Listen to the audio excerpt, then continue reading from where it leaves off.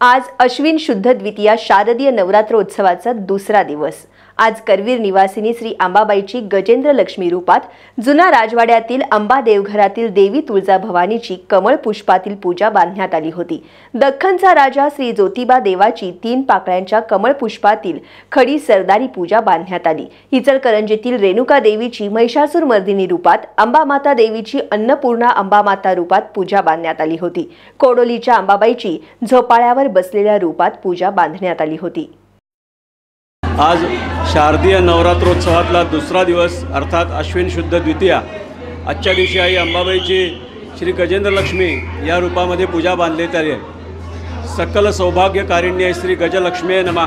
गजलक्ष्मी नमस्तेस्तु सर्व देव स्वरूपिणी अश्वांश्च गोकुलम देही सर्व कामांश देमे। देव आणि असुर यांच्या समुद्रमंथनातून जी 14 रत्ने निघाली त्यात पहिली लक्ष्मी निघाली। हिला कमला लक्ष्मी पण म्हणतात। हिला गजेंद्र लक्ष्मी किंवा गजलक्ष्मी म्हणण्याचे कारण की ही जेव्हा समुद्रमंथनातून उत्पन्न झाली तेव्हा तिला हत्तीने अमृत कुंभाने अभिषेक केला। ही दुर्भाग्याचा नाश करून सर्व सौभाग्य देणारी देवता आहे। हिच्या उपासनेने गजांत धन व समृद्धी लाभते। ऐश्वर्याच्या परमावधीचे प्रतीक म्हणून या देवीची उपासना करतात। ही पूजा विद्याधर मुनीश्वर, अरुण मुनीश्वर व मयूर मुकुंद मुनीश्वर यांनी बांधली।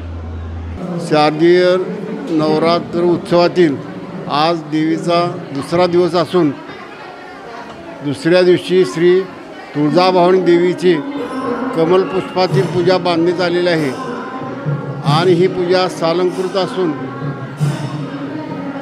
वैभवशाली करण्यात आलेली आहे। श्री अंबाबाईची अन्नपूर्णा देवी रूपात अलंकार पूजा मांडण्यात आली आहे। भगवान शंकर श्री अन्नपूर्णा मातेकडे भिक्षा मागण्याचे दृश्य आहे। अंबाबाईच्या हातामध्ये सुख व धनधान्य समृद्धीचे प्रतीक दाखवण्यात आले आहे। यामध्ये भगवान शंकर समवेत आता पार्वती दिसत आहे।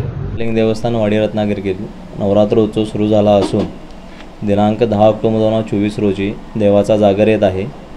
तसेच 12 ऑक्टोबर रोजी दसरा महोत्सव साजरा केला जाणार आहे। त्याचनुसार नवरात्रोत्सवाची सांगता ललित दिनांक 14 ऑक्टोबर 2024 रोजी येत आहे। त्या दिवशी नवरात्रोत्सवाची सांगता होऊन उत्सव पूर्ण होईल। तसेच प्रशासनामार्फत भाविकांच्या दर्शनासाठी योग्य ती व्यवस्था करण्यात आली असून भाविकांनी प्रशासनास तसेच पुजारी वर्गास दर्शनासाठी सहकार्य करावे ही विनंती।